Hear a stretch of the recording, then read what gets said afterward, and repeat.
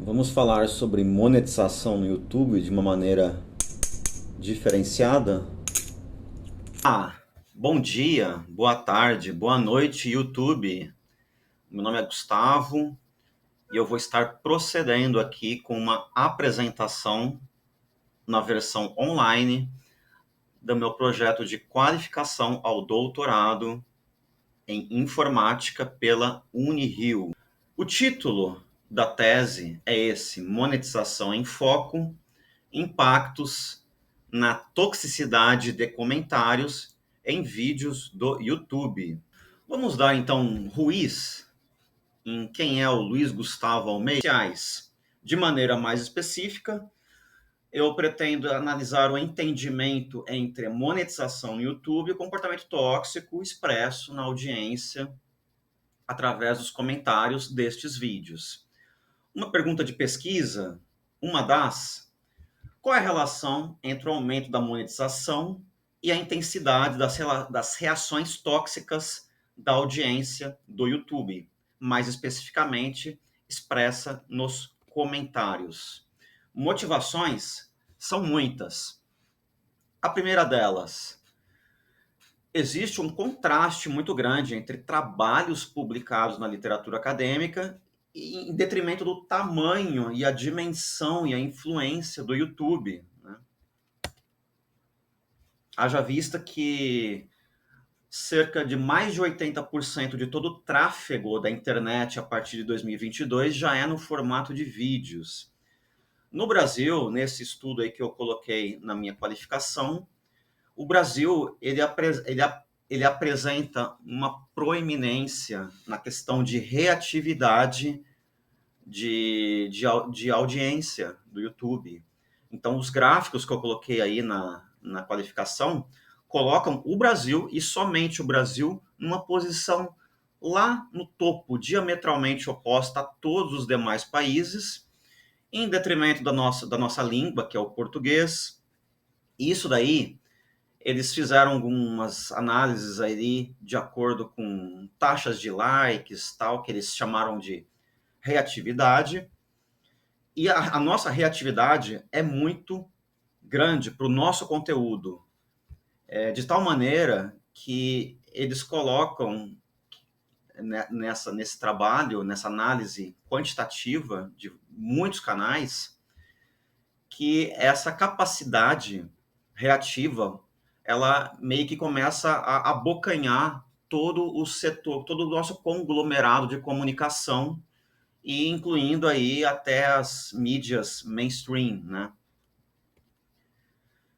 O YouTube e seu algoritmo, considerado caixa preta, porque ele apresenta uma opacidade, a gente não conhece todas as regras de funcionamento do algoritmo do YouTube.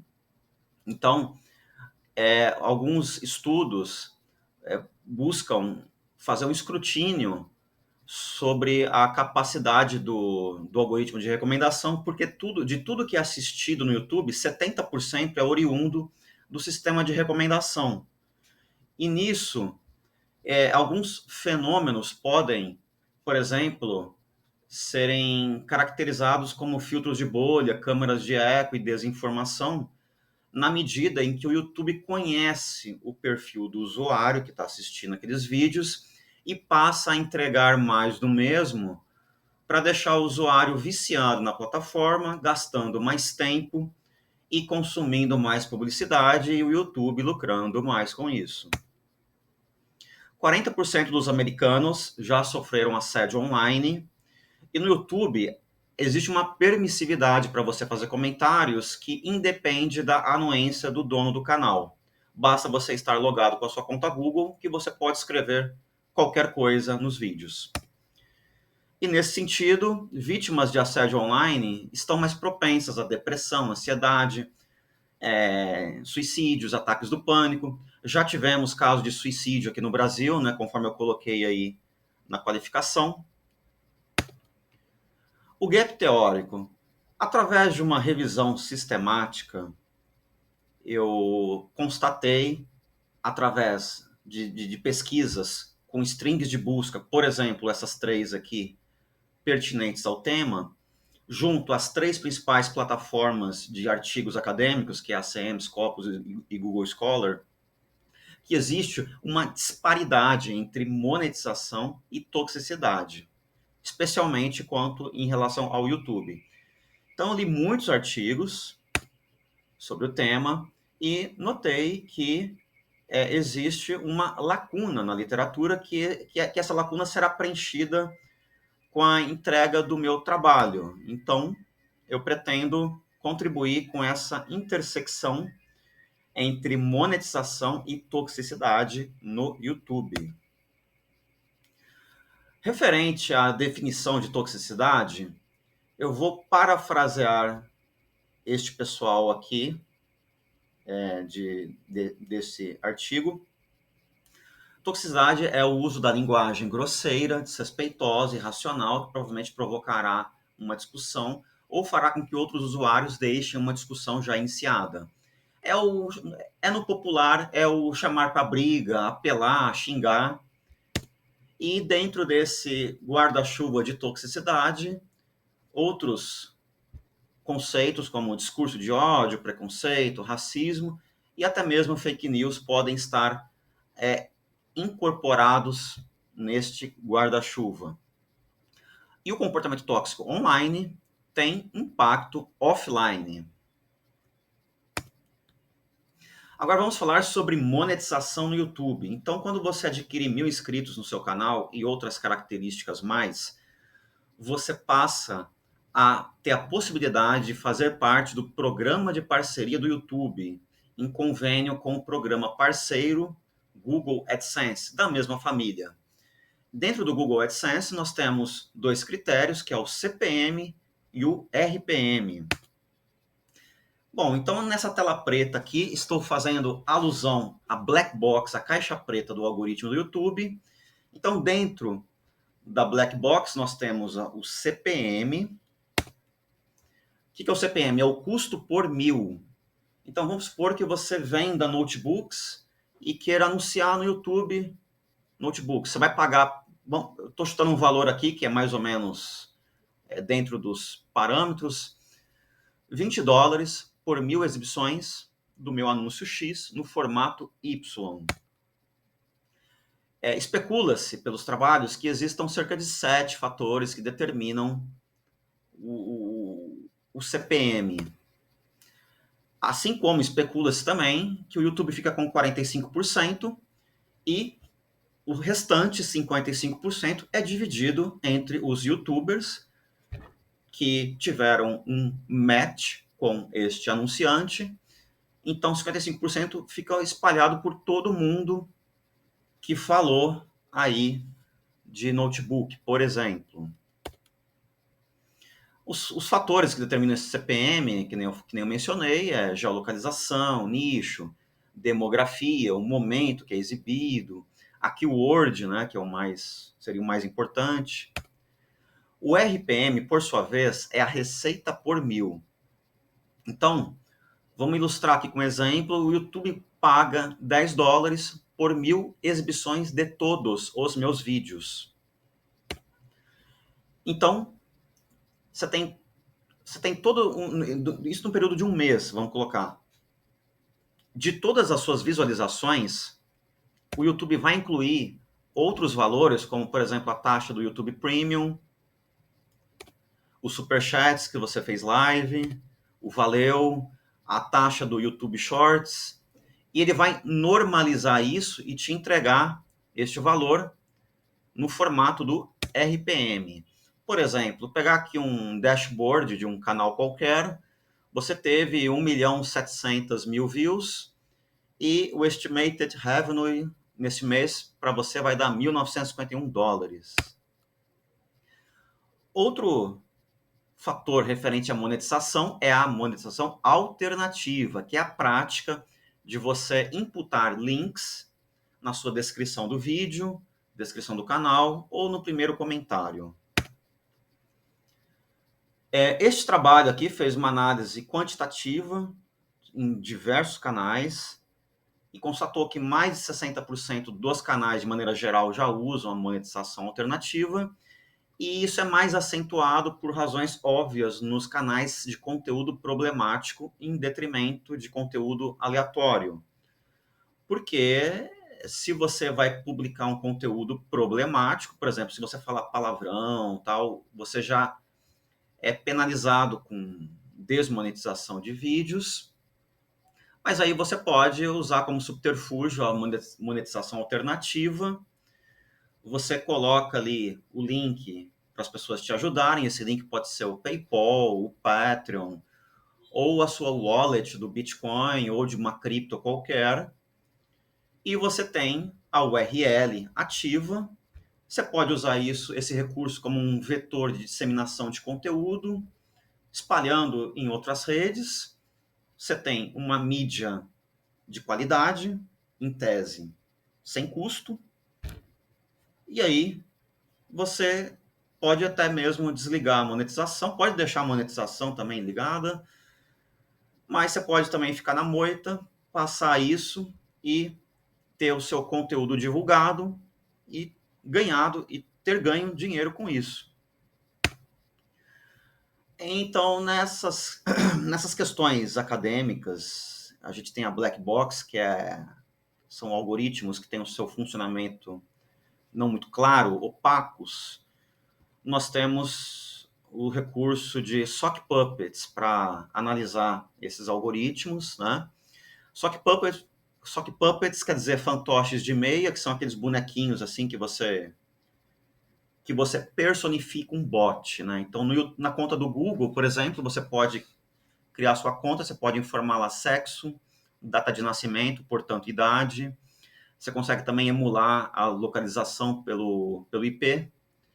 E aí você analisa os algoritmos, imputando várias entradas e analisando as saídas, a fim de estudar os fenômenos a serem observados. A minha proposta inclui, além de sock puppets, outras coisas mais.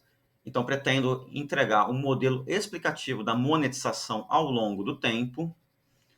A princípio, vou utilizar regressão múltipla, porque eu tenho uma linearidade entre as variáveis que explicam a monetização, e tenho também uma homocedasticidade, que é aquele erro da variação ser mais controlado. Vou utilizar fontes de dados públicas, a fim de fazer análises estatísticas de dados brutos e derivados, e assumir certas premissas e suposições. Então, as fontes de dados que eu vou utilizar serão essas: é o Web Archive, né, que é a biblioteca, é o backup de toda a internet mundial, e o Vidic, que é um parceiro do YouTube. Eu escolhi que teve a minha preferência pelo fato de que, além dele ser um parceiro certificado do YouTube, ele também é uma plataforma de SEO. E aí, quando você, youtuber, se cadastra lá para acessar os serviços, você tem que passar os seus relatórios de AdSense. Então, o Vidic tem o seu Big Data muito melhor alimentado, com informações muito mais precisas de monetização, porque todo mundo que está lá teve que entregar o relatório AdSense.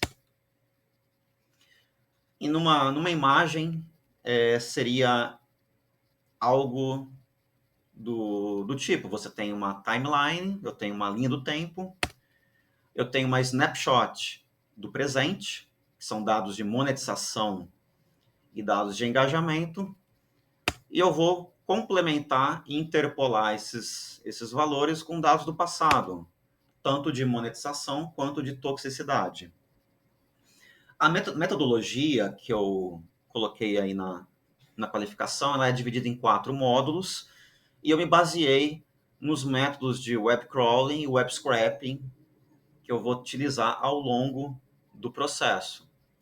Web crawling, para quem não conhece, são técnicas de você varrer um conjunto de URLs, né, na web, e aí você programa o seu bot para percorrer esse conjunto de URLs, salva o HTML, ou em tempo de memória você já faz o processamento de limpeza e e web scraping, né, que é o outro item aqui que está apagado, onde você varre as informações mais interessantes para salvar no banco de dados.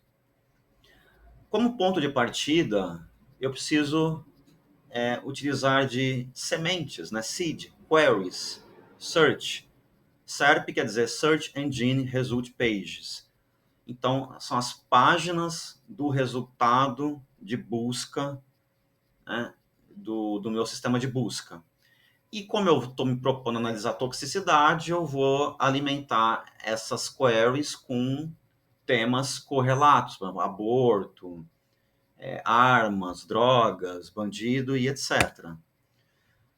Depois, num segundo momento, essas informações serão endereçadas para o banco de dados através de crawling e scraping. O meu programa aqui já está bem estabilizado, tem que fazer muito mais coisa ainda, né? Mas ele já está sendo capaz de varrer um grande conjunto de páginas, percorrendo e salvando as informações, já fazendo as devidas normalizações e limpeza de dados. Quanto à toxicidade, eu tenho na minha posse o ID de canais e ID de vídeos. Então, o que eu vou fazer? Eu vou reprogramar o bot para ir lá na API do YouTube, está na versão 3, e pegar as informações da thread, dos comentários deste vídeo específico. Nesta API, ele me fornece o texto original daquele comentário. E a informação mais importante aqui, eu tenho o timestamp, o selo no tempo do momento exato em que este comentário foi postado no YouTube. E aí isso vai me permitir fazer todo e quanto é tipo de análise de toxicidade lá do passado.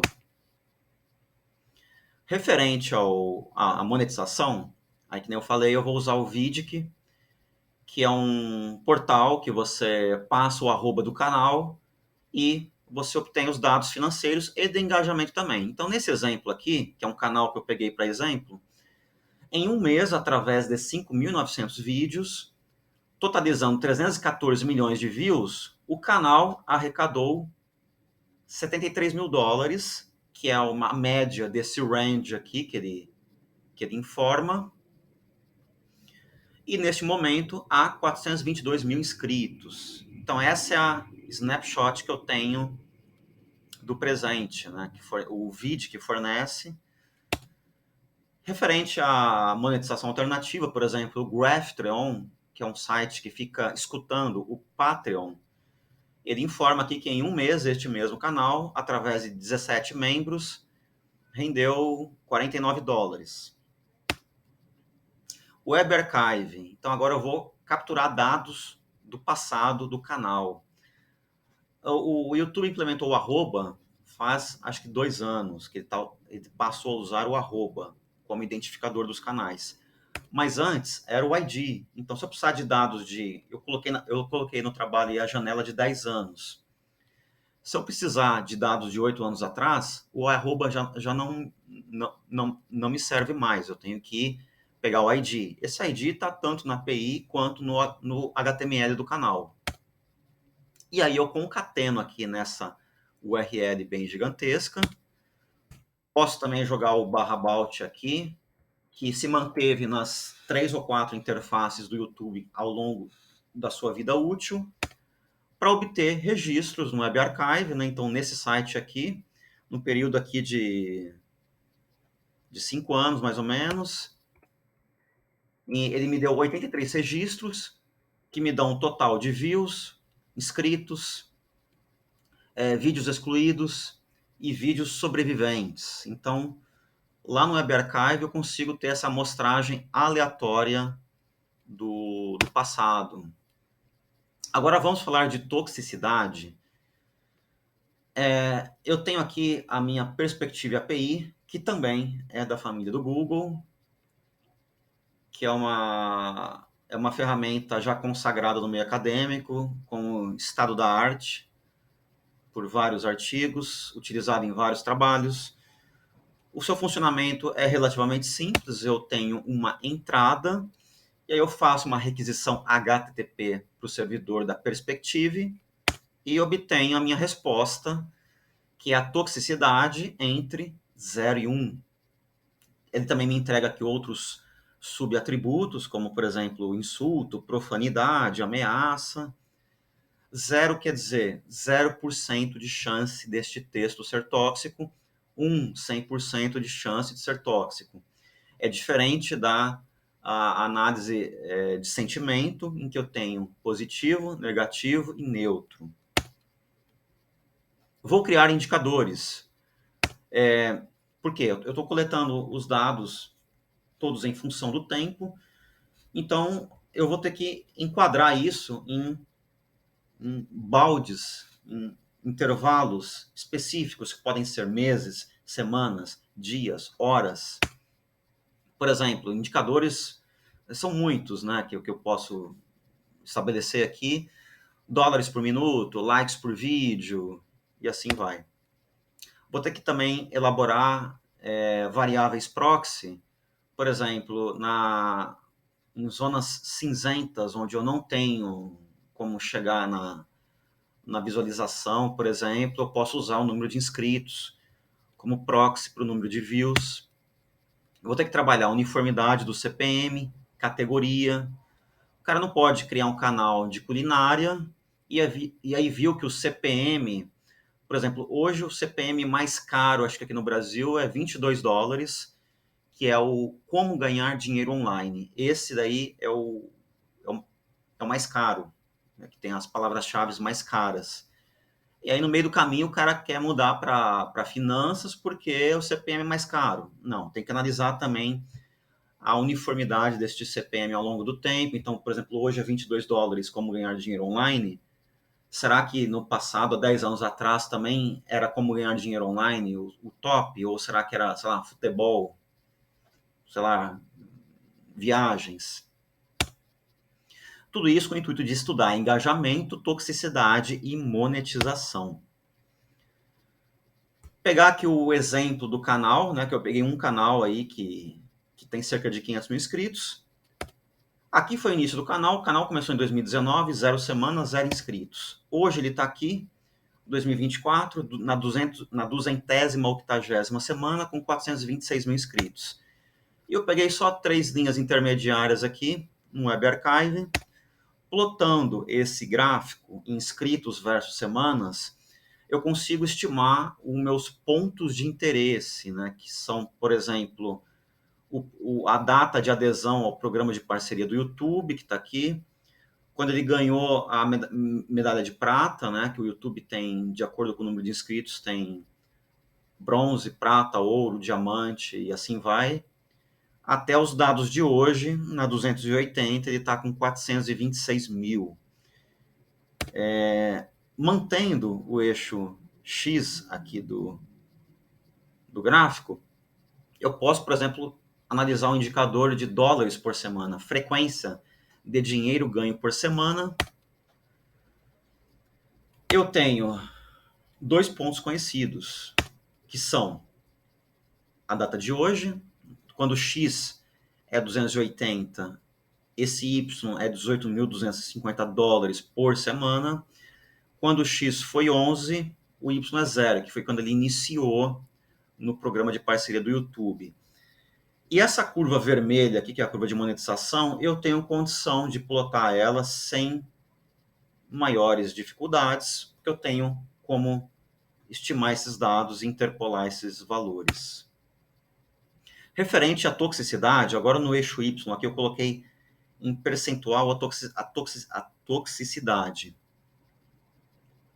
Eu estou analisando por semanas.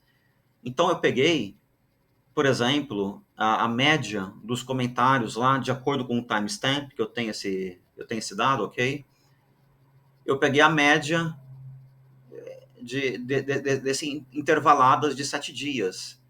E aí eu consigo...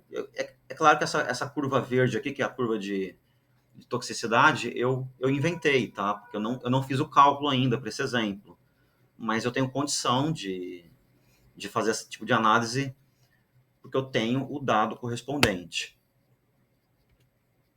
Da mesma forma, o título do vídeo e outros metadados também. Eu tenho a transcrição, que é o que a pessoa fala, a descrição, hashtags, e aí eu consigo também, estipulando janelas de 7 dias, eu tenho o timestamp do upload, consigo fazer esse tipo de análise para, por exemplo, voltar para a questão do plano de pesquisa e, por exemplo, uma hipótese, validar uma hipótese como essa. De 2019 a 2024, para cada $10 arrecadados na monetização, houve um aumento de 3% na toxicidade do primeiro semestre após a aquisição do selo prata. Então, isso daqui é só a pontinha do iceberg que eu pretendo contribuir. Por falar em contribuições, são muitas. Jogar luz em economia de atenção, que é o ramo que estuda essa economia dos cliques, basicamente a indústria do marketing digital, que já está bem gigante, né?